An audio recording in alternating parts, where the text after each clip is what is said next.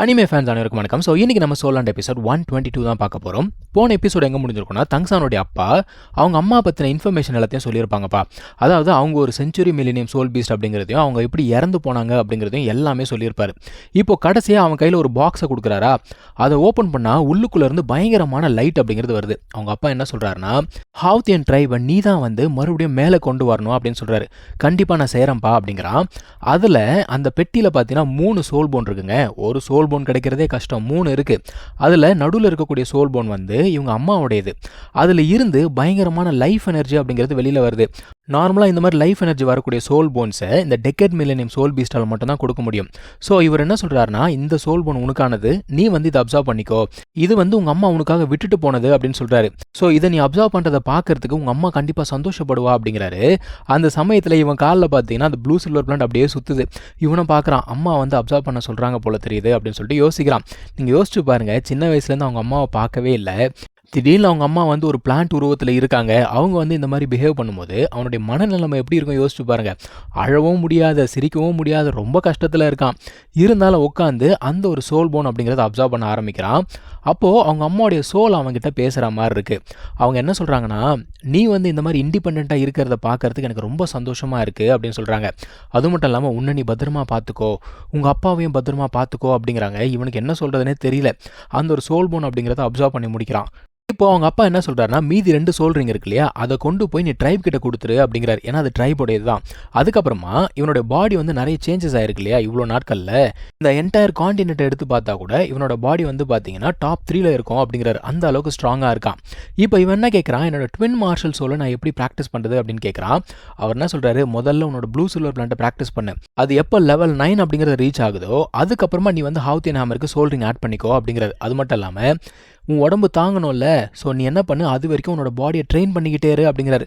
ஓகேப்பா அப்படின்னு சொல்கிறான். அவர் என்ன சொல்கிறாரு, நான் வந்து இது வரைக்கும் உங்ககிட்ட ரொம்ப ஸ்ட்ரிக்டாக இருந்திருக்கேன், ஸோ நீ என்ன பண்ண, அட்லீஸ்ட் வருஷத்துக்கு ஒரு முறையாவது என்னையும் உங்கள் அம்மாவையும் வந்து பார்த்துட்டு போ.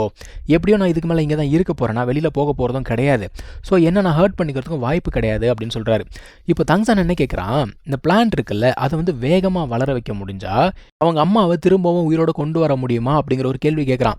இப்போ கொண்டு வர முடியும், ஆனால் அதுக்கு எத்தனை வருஷங்கள் ஆகும், பல ஆயிரம் வருடங்கள் ஆகும். அதான் அவங்க அப்பா சொல்கிறாரு, அது வரைக்கும் நான் உயிரோடு இருக்கணும்ல அப்படிங்கிறாரு.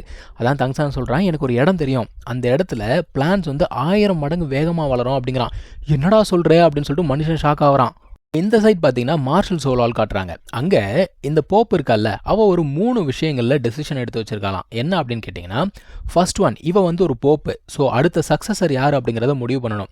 ஸோ இதை பற்றி எல்டர்ஸ் கிட்டலாம் பேசி ஆல்ரெடி ஒரு முடிவு பண்ணி வச்சிருக்கா. அடுத்த சக்ஸஸர் யார் அப்படின்னா இந்த ஹூலியானா இருக்கல்ல, அவள் தான். இதுக்கு வந்து யாருமே மறுப்பெல்லாம் தெரிவிக்கல. காரணம் என்ன, இவ ஆல்ரெடி ஒரு ஸ்ட்ராங்கான கேண்டிடேட். அது மட்டும் இல்லாமல் இந்த சின்ன வயசுலேயே லெவல் 60 அப்படிங்கிறது ரீச் பண்ண போகிறா.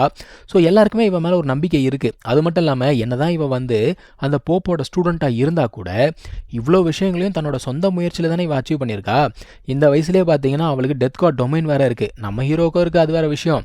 இருந்தாலும் இவளுக்கு டெத் கார்ட் டொமைன் எல்லாமே இருக்குது, எல்லாமே சொந்த முயற்சியில் அச்சீவ் பண்ணியிருக்கா. இப்போ 2வது விஷயம் என்ன அப்படின்னா, இவங்க வந்து ரொம்ப நாளாக இன்வெஸ்டிகேஷன் அப்படிங்கிறத பண்ணிக்கிட்டு இருக்காங்க. என்ன இன்வெஸ்டிகேஷன், ஷாவு எங்கே இருக்கா அப்படிங்கிறத கண்டுபிடிக்கிறதுக்கு இன்வெஸ்டிகேஷன். ஒரு வழியாக அவள் எந்த ஃபாரஸ்ட்டில் இருக்கா அப்படிங்கிறத இவங்க கண்டுபிடிச்சிட்டாங்க. ஸோ இப்போ இங்கே கட் பண்ணால் அந்த ஃபாரஸ்ட்டை காட்டுறாங்கப்பா. நம்ம ஷாவுக்கு பாதுகாப்பாக அங்கே 2 பீஸ்ட் உட்காந்துக்கிட்டு இருக்கு. ரெண்டுமே வந்து பார்த்தீங்கன்னா வேற லெவலில் ஸ்ட்ராங்கான பீஸ்ட்டு. அது என்ன சொல்லுது, நீயே ரொம்ப லோன்லியாக இருக்கே அப்படின்னு சொல்லிட்டு கேட்குது. இவனா சொல்கிறா, எனக்கு அந்த மாதிரிலாம் எந்த பிரச்சனையும் கிடையாது, நான் வந்து நார்மலாக தான் இருக்கேன் அப்படிங்கிறா. அதான் அது கேட்குது, மனுஷங்க உண்மையாகவே அவ்வளோ நல்லவங்களா அப்படின்னு கேட்கும்பொழுது இவனா சொல்கிறா, நான் வந்து மனிதர்கள் உலகத்தெல்லாம் வந்து மிஸ் பண்ணலை, நான் வந்து என்னோட ஹியூமன் ஃப்ரெண்ட்ஸை தான் ரொம்ப மிஸ் பண்ணுறேன் அப்படின்னு சொல்கிறா. இப்போ அந்த பீஸ்ட் என்ன சொல்லுது, ஏதோ ஒரு விஷயம், ரீசெண்ட் டைம்ஸில் இந்த ஒரு ஃபாரஸ்ட்குள்ளே மனுஷங்களுடைய நடமாட்டம் அப்படிங்கிறது அதிகமாகிடுச்சு, நீ எந்த காரணமாக இருந்தாலும் சரி ஃபாரஸ்ட்டை விட்டு தயவு செஞ்சு வெளியில் போகாத, இங்கே இருந்தால் தான் எங்களால் இன்னும் ப்ரொடெக்ட் பண்ண முடியும் அப்படின்னு சொல்லுது. ஏன்னா இதுக்கு முன்னாடி அவங்க அம்மா இறந்து போனாங்கல்ல, அந்த சமயத்தில் இவங்க 2 பேருமே இங்கே இல்லை. இவங்க இருந்திருந்தாங்க அப்படின்னா அவங்க அம்மாவுக்கு அந்த ஒரு நிலைமை வந்திருக்காது. இப்போ இவ சோகமானோன்னா அவங்க என்ன சொல்கிறாங்க, இல்லைம்மா உன்னை சோகப்படுத்தணும் அப்படிங்கிறதுக்காக நாங்கள் சொல்லலை அப்படின்றப்போ அதெல்லாம் ஒன்றும் பிரச்சனை இல்லை அப்படிங்கிறா. அது மட்டும் இல்லாமல் அவன் என்ன சொல்கிறா, எங்கள் அம்மாவை யார் கொண்டாங்க அப்படிங்கிறத நான் கண்டுபிடிச்சிட்டேன், சீக்கிரமாக அதுக்கான ரிவெஞ்சை நான் எடுத்தே தீருவேன் அப்படின்னு சொல்கிறா. இந்த பக்கம் மார்ஷல் சோலால அந்த போப் என்ன சொல்கிறா, நீ வந்து நிறைய ஆட்களை கூட்டிகிட்டு போ, உள்ளுக்குள்ளே போய் அந்த ஃபாரஸ்ட்டில் தேடு, அவளை எப்படியாவது கண்டுபிடிச்சி உயிரோட கொண்டு வா அப்படிங்கிறாப்பா. அண்ட் மறுபடியும் ஃபாரஸ்ட்குள்ளே காட்டுறாங்க. அந்த ஒரு பீஸ்ட் நம்ம ஷாவு கிட்ட கேட்குது, ஸோ மனுஷங்களோட உலகம் அப்படிங்கிறது அந்த அளவுக்கு இன்ட்ரெஸ்டிங்காக இருக்கா, நீ ஏன் எனக்கு அந்த உலகத்தை பற்றி சொல்லக்கூடாது அப்படிங்குது. இவன் வந்து அங்கே நடந்த எல்லா கதையுமே சொல்கிறாப்பா. இப்போ இவளுக்குமே ஒரே ஒரு தாட் தான், தங்சானை பார்த்து 5 வருஷம் ஆச்சு, அவன் இப்போ எப்படி இருக்கான். அது மட்டும் இல்லாமல் சீக்கிரமாக இவ பார்த்தீங்கன்னா அந்த மெச்சூரிட்டி பீரியட் அப்படிங்கிறதுக்குள்ளே போயிடுவா. அதுக்கப்புறமா நான் போய் அவனை தேடுறேன் அப்படிங்கிற மாதிரி யோசிச்சுட்டு இருக்கா. இன்னொரு சைடில் தங்சான் என்ன பண்ணுறான், அவங்க அப்பாவை அந்த ice and fire spring water இருக்கும்ல அந்த ஒரு இடத்துக்கு கொண்டு வரான். அங்கே போன உடனே அந்த ஒரு பிளான்ட் வந்து பார்த்தீங்கன்னா நல்லா ரியாக்ட் பண்ணுது. அவங்க அப்பா சொல்கிறாரு, டேய் உங்கள் அம்மாவுக்கு இந்த இடம் பிடிச்சிருக்கு போல தெரியுதுரா அப்படிங்கிறாரு. இருந்தாலுமே அவங்க அப்பாவுக்கு ஒரு பயம் இருக்குது, நம்ம ஏதாவது பண்ண போய் அப்புறம் பிளான்ட் ஏதாவது டிஸ்ட்ராய் ஆகிட்டு போகுது அப்படின்னு யோசிக்கிறாரு. அவன் என்ன சொல்கிறான், அதெல்லாம் ஒன்றும் ஆகாதுப்பா அப்படின்னு சொல்லிட்டு அந்த பிளான்ட் இப்போ எங்கே நட்டு வைக்கிறது, அந்த ஒரு ஸ்கல் போன் இருக்குல்ல அதை யூஸ் பண்ணி எந்த இடத்துல நட்டு வைக்கிறது அப்படின்னு சொல்லிட்டு பார்க்குறான். அதுக்கப்புறமா அந்த பிளான்ட் அந்த இடத்துல பிளான் பண்ணிட்டு அவனுடைய ரத்தத்தை ஒரு ட்ராப் அது மேலே விடுறான்ப்பா. ஒரு பயங்கரமான ரியாக்ஷன் வருது. சரி ஓகே இன்னொரு ட்ராப் விடலாம் அப்படின்னு பார்த்தா அந்த ஒரு பிளான் தடுக்குது, வேண்டாம் அப்படிங்கிற மாதிரி. அது அவங்க அப்பா சொல்கிறாரு, வேணாண்டா உங்க அம்மாவுக்கு அது பிடிக்கல பண்ணாத அப்படின்னு சொல்கிறாரு. ஓகேன்னு சொல்லிட்டு தங்சான் என்ன சொல்கிறான், அம்மா இங்கே இருக்கட்டும், நீங்கள் வந்து இந்த இடத்துல தங்க முடியாது, ஏன்னா மனுஷங்க இங்கே ரொம்ப நாள் இருந்தாங்கன்னா அவங்களுக்கு பிரச்சனை ஆகிடும், நீங்கள் வந்துருங்க அப்படின்னு சொல்லும்போது அவர் என்ன சொல்கிறாரு, எனக்கு இதுக்கு மேலே என்னப்பா இருக்குது, நான் இங்கே இருந்துடுறேன் அப்படிங்கிறாரு. அதான் அவன் சொல்கிறான், இல்லை அம்மாவை வந்து உயிரோட கொண்டு வரதுக்கு ஒரு வாய்ப்பு கிடச்சிருக்கு, ஆனால் நீங்கள் உங்கள் உடம்பை கெடுத்துக்கிட்டீங்கன்னா எப்படி அப்படின்னு சொல்லிட்டு கேட்குறான். இப்போ இன்னொரு சைடில் மார்ஷல் சோலால அந்த ஒரு லேடி என்ன சொல்கிறான்னா, 3வது விஷயம் என்ன அப்படிங்கிறது சொல்லல இல்லையா, அவள் வந்து இந்த 7 ட்ரைப் இருக்குது பாருங்க, அந்த 7 ட்ரைபையும் க்ளீன் பண்ண போகிறாளாம்.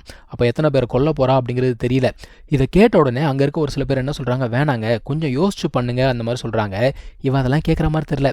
ஆல்ரெடி எல்டர்ஸ் கிட்ட எல்லாமே நான் வந்து டிஸ்கஸ் பண்ணிட்டேன், இது கண்டிப்பாக நடந்தே தேரும், அதாவது ஒரு மாதத்தில் அதை ஆரம்பிக்க போகிறாங்க, இவளே வந்து முன்னின்று இது எல்லாத்தையும் பண்ண போகிறாளாம். ஸோ எந்த ஒரு தப்பும் நடக்கக்கூடாது, நடந்துச்சு உங்கள் யாரையும் சும்மா விட மாட்டேன் அப்படிங்கிறா.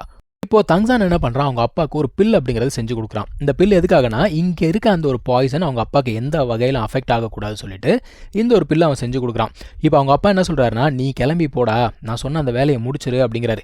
இவன் அப்போ கூட என்ன கேட்குறான், நான் எப்போ ஷாவை போய் மீட் பண்ணுறது அப்படின்னு கேட்குறான். அவர் என்ன சொல்கிறாரு, நீ முதல்ல லெவல் 60 அப்படிங்கிறது ரீச் பண்ணு, அதுக்கப்புறம் அதுக்கான சோல்ரிங் அப்படிங்கிறத அப்டேன் பண்ணு, அதுக்கப்புறமா போய் அவளை தேடு அப்படிங்கிறாரு. ஏன்னா அதுக்குள்ளே அவளுமே அந்த மெச்சூரிட்டி பீரியட் அப்படிங்கிறதுக்குள்ளே போயிடுவா. அதுக்கப்புறம் மனுஷன் என்ன சொல்கிறாரு, நீ அவளை தேடி போகிறதுக்கு முன்னாடி ட்ரைபுக்கு போய் நான் சொன்ன வேலையெல்லாம் முடிச்சிரு அப்படிங்கிறாரு. நீ கண்டிப்பாக எல்லாத்தையும் செஞ்சு முடிப்பேன் அப்படிங்கிற நம்பிக்கை எனக்கு இருக்குது அப்படிங்கிறாரு. கண்டிப்பாக நான் செஞ்சு முடிப்பேன்ப்பா அப்படிங்கிறான். இப்போ அந்த ஒரு இடத்துக்கு போய் சேர்றாங்க. அந்த இடம் பார்த்தீங்கன்னா ஒரு காலத்தில் இவங்க ட்ரைபு பயங்கர பவர்ஃபுல்லாக இருந்த ஒரு இடம், ஆனால் இப்போது ஆள் அறவுமே இல்லாமல் ஒரு பேய் வாழற இடம் மாதிரி இருக்குது. இந்த சோல்லாண்ட் சீரீஸில் இதுக்கப்புறம் தாங்க ஏகப்பட்ட சம்பவங்கள் நடக்க போது, வெயிட் பண்ணி பார்ப்போம். தேங்க்யூ ஸோ மச் ஃபார் வாட்சிங், டேக் கேர், பை.